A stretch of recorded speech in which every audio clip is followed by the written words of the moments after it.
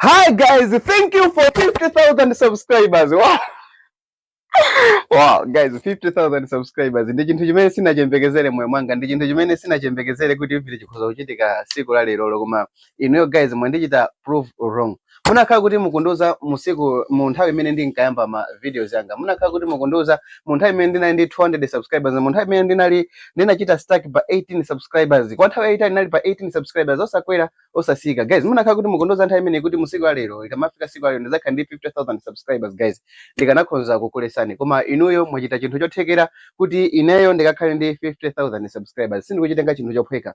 Mwapadera ndifuna ndithokoze anthu onse amene munachita subscribe komanso ndifuna ndingothokoza anthu onse amene akhala kundilimbikisa kuti no ndiyende ndi YouTube channel chimenechi. Ndingofuna ndingothokoza Rose kupopa New Guinea komanso Auntie Rose amene ali pa logo, Mama Rose pokhala my first camera operator. Komanso ndifuna ndingothokoza zinzanga monga Kingston Solo komanso Adolphus Nkandawire for being there each and every time pa nthawi imene ndimakhala kupanga ma videos komanso kundithandizira kupanga ma videos. Ndifuna ndithokoze Jessica Nzembe pokhala so munthu mmodzi nzanga amene so amakonda kundilimbikisa kwambiri komanso anakhalapo munthu amene ankakhala ma thumbnails oyambirira ma videos oyambirira. Alipo anthu ochuluka amene ndikhonza kuwathokoza nthawi yayitali, anthu ngati Florence. Ndifuna ndikuthokozeni guys mwapadera kwambiri pokhala pamene popo guys.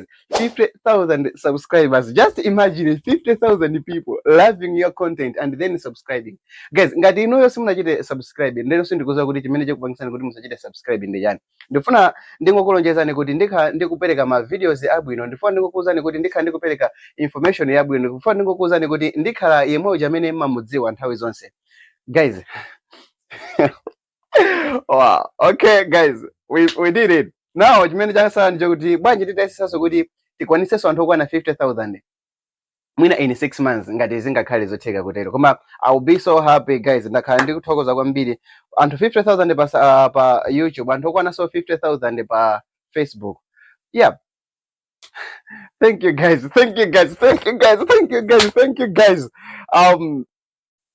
And I would like also to thank this guy. His name is Gerard. He is my brother from another mother. He is my friend, but most of all, he is my boss. Together with his family, they always encourage me to work so hard. They tell me they trust me. Wow, guys, we did it. Thank you so much, Gerard. Thank you so much, Mariska. Thank you so much to the kids, Gideon and Joshua.